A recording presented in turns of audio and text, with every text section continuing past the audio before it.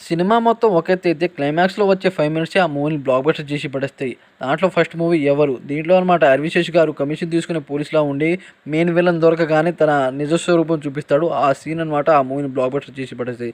తర్వాత మన ఎన్టీఆర్ అన్నది 'టెంపర్' మూవీలో కోర్ట్‌లో ప్రెజెంట్ చేయడానికి ప్రూఫ్ ఉండదు. అయితే విలన్స్ ఎక్కడ తప్పించుకుంటారో అనే కాన్సెప్ట్‌తో అనమాట నేను ఐదో వాడిని మేము కలిసి రేప్ చేసాం అనే సీన్ అనమాట ఆ మూవీని బ్లాక్ బస్టర్ చేసి పడేసాయి. తర్వాత రిషబ్ శెట్టి గారిది 'కాంతార' మూవీ. లాస్ట్ 5 మినిట్స్ అనమాట ఆ మూవీని అంత కలెక్షన్ క్రాస్ చేసేలా చేసింది. అంత భారీ పర్ఫార్మెన్స్ అయితే రిషబ్ శెట్టి గారు ఇచ్చారు.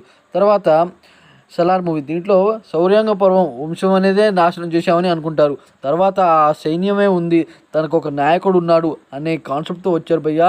ఆ మూవీని అంత కలెక్షన్ క్రాస్ అయ్యేలా చేశారు. తర్వాత 'పోకిరి' మూవీ. దీంట్లో అనమాట పని పాట లేని పోకిరిలా ఉండే పండు తర్వాత క్లైమాక్స్‌లో ఐపీఎస్ మనోహర అని చెప్పగానే అనమాట అసలు వేరే లెవెల్ ట్విస్ట్ అయితే ఇచ్చారు. ఈ మూవీస్‌లో మీకు ఏ మూవీ నచ్చిందో కామెంట్ చేయండి.